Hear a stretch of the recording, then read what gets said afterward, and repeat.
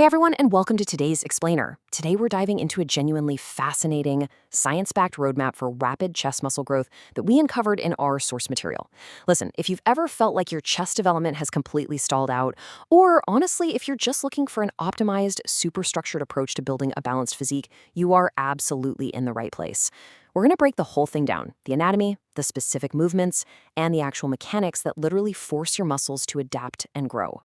To really grasp why this specific routine is such a game changer, you've got to look at the transformation outlined in the source. The creator went from actively hiding his chest because of a condition called pectus excavatum, which actually causes this inward dented appearance, to building a chest that is now his absolute standout strongest muscle. We aren't just talking about a few minor gains here. This is a 3-year journey of completely overhauling a physique. That sets some massive stakes and gives incredible credibility to the exact routine we're about to walk through. Okay, let's dive into this masterclass. Here is our roadmap for today.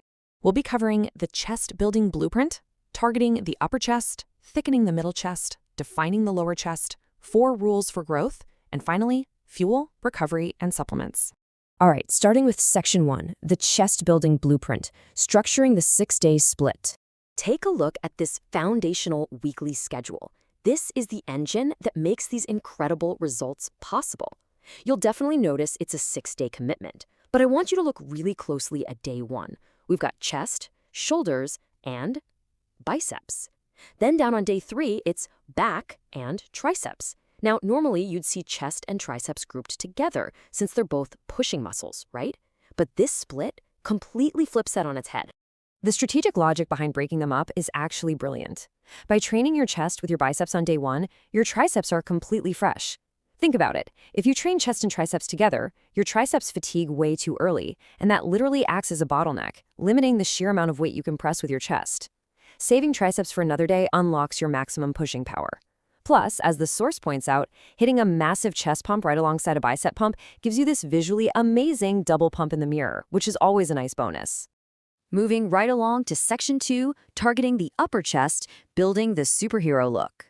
Before we get into the gym and start lifting, we really need to understand the physiological why.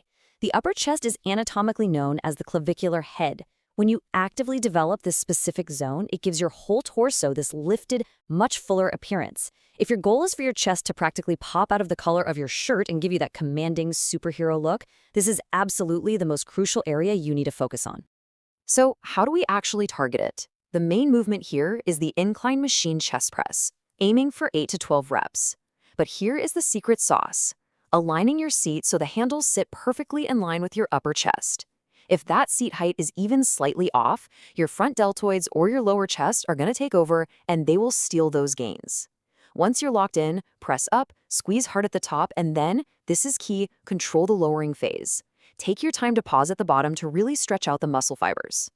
Now, I know not every gym has the absolute perfect incline machine. If you need some alternatives, the incline dumbbell press or the Smith machine incline press are both fantastic. Just keep in mind, the creator warns that hauling super heavy dumbbells into position actually wastes incredibly valuable lifting energy. Energy you should be using to push to failure. To round this out, you'll want to throw in some low to high cable flies for 12 to 15 reps. Keep the cables down at new height, sweep your hands up, and just squeeze. Next up is Section 3, thickening the middle chest, adding mass and fullness. Anatomically speaking, we're shifting our focus down to the sternal head. This is the bulky, meaty central section of the chest muscle. While the upper chest gives you that nice upper shelf, the sternal head is what provides the overall density. When you look straight in the mirror and see a chest that just looks incredibly thick and full, you are looking directly at a highly developed sternal head. The undisputed king of exercises for this specific zone is the flat machine chest press. And just like we talked about with the incline, you have to nail that seat height so the handles align perfectly with your mid-chest. From there, it's all about control. Push the weight up, hold that peak contraction, and lower it really slowly into a deep stretch at the bottom of the movement. To complement all that heavy pressing, we bring in seated machine cable flies, When you do these, I want you to imagine you're hugging a giant tree. This cue keeps you actually doing a fly motion instead of accidentally turning it into a press. Drop the weight down a bit here and just chase that deep burn for about 12 to 15 reps. And again, if those specific machines aren't an option for you, the pec deck, flat dumbbell press, or the flat Smith machine press are your solid backups. Let's move to section 4, defining the lower chest, the squared off look. So the anatomical term we're dealing with here is the abdominal head, which is the very bottom section of the pectoral muscle. Developing this zone is exactly what creates that striking shadow and that sharp, deeply defined aesthetic right at the bottom of the chest. It essentially frames the entire muscle and visually separates your chest from your upper abs. Your ultimate tool for this is the dep. But listen, they absolutely have to be chest-focused. The secret technique here is leaning slightly forward. If you stay totally upright, you're mostly just hitting your triceps. So lean in, go deep enough to get a really full stretch, and squeeze the chest hard on the push-up. The creator of our source actually uses up to 180 pounds of extra weight for 8 to 12 reps. But hey, whether you're using heavy plates, just your body weight, or an assisted dip machine, the mechanics and the overall benefits remain exactly the same. To completely finish off the lower chest, we use high to low cable flies. Set those cables at the very top, grab the handles, and take a couple of steps forward so you establish immediate tension on the cables. Keeping a slight bend in your elbows, bring the weight down and together. Remember to keep the weight relatively light here. You want to focus purely on reaching failure between 12 and 15 reps to protect your shoulder joints from injury. All right, section 5, 4 rules for growth, maximizing the mechanics. Okay, so the exercises are great, but the really crucial point is how you actually execute them. These are your 4 growth multipliers. Number 1, and this is huge, drop your ego. Seriously, prioritize feeling the contraction over just flinging heavy weights around to look tough in the gym. 2, the stretch is where the magic happens. Pausing for 1 to 2 seconds at the absolute bottom of a movement triggers immense muscle growth. 3, let's bust a myth. Free weights aren't always better. For building pure muscle size, machines are actually superior because they offer better isolation, they maintain constant tension, and they let you push safely to absolute failure without needing a spotter. And finally, number 4, you must apply progressive overload.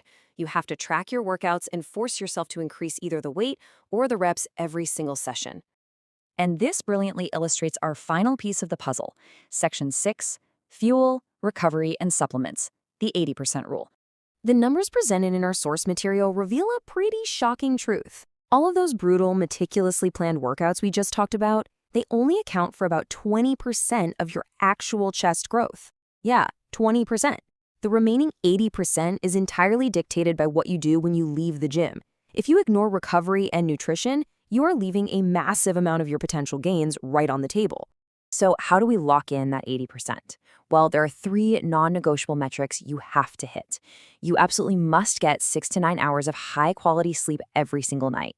For your diet, you need to be eating in a caloric surplus so your body has fuel to build.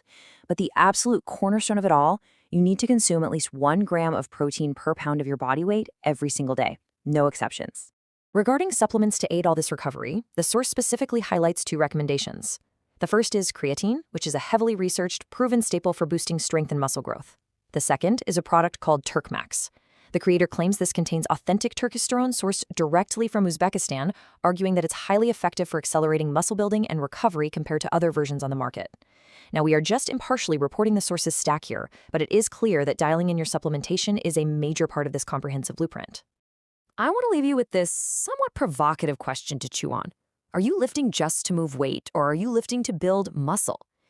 Because as we've seen throughout this whole explainer, throwing heavy dumbbells around might look cool in the moment, but if you want to turn a physical weakness into a standout superpower, you need surgical precision. You need deep stretches, strict nutrition, and a willingness to just leave your ego at the door. Think about that during your very next chest day. Thanks so much for joining me on this explainer, and keep learning.